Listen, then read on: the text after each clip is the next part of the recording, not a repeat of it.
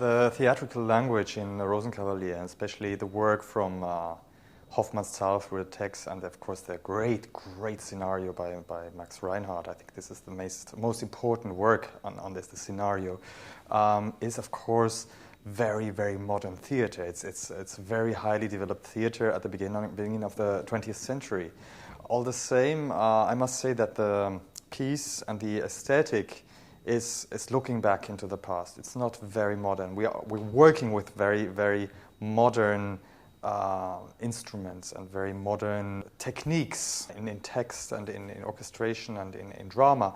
But at the same time, it happens that Strauss and Hofmannsthal have looked back into a different time. It's the time at the end of the big K&K donor monarchy.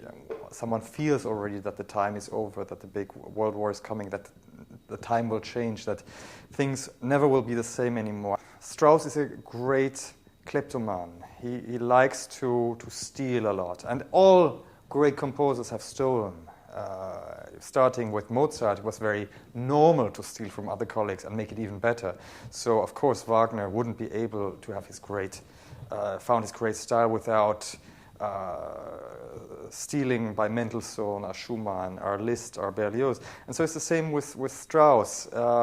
He is a master of getting his own style together with elements from a different musical vocabulary, like Mahler actually are the same thing. Yeah, we find a minuetto in the piece. We find a miniature march. We find ensembles in the way of Mozart operas.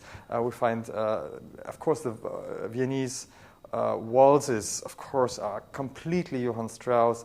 I guess the Rosenkavalier is the hardest piece for a conductor to put the whole thing together. Of course, Elektra and Salome are far more complex as a score still, but what the Rosenkavalier makes it so delicate, so hard to make it alive and musical is that you have a very complex orchestra, a very complex score with a lot of counterpoint and a lot of instruments together. I think it's a very hard piece, but it has to sound very light. And that's the problem, that's the hard thing for everything, like Mozart actually. The Rosenkavalier is one of my favorite operas because it makes me from the very first note excited what's going on. Yeah, already the beginning of this horn study, da da dum bam ba ba bam, and then these crazy chords falling in. Yeah, the love scene between Octavian and the Marschallin, which we don't see, thank God. On stage, the curtain is still closed. We will see them once they're done, but the orchestra is telling everything. It's just geniusly done. It makes you just already excited at the very beginning.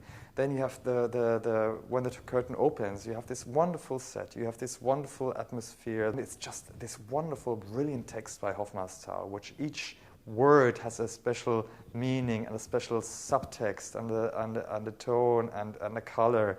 And light color as well. Strauss can't be only a nice composer. Of course, he's very charming when he wants, but on the other side, he loves to take the knife of Elektra out again and kill the stage and the audience with great dissonances and wonderful brass chords, which are very rude and ugly. So I think it's just such an incredible waste of talent on so much music, which is quite frustrating for a musician like me to see how so much talent and fantasy is possible. But it's wonderful.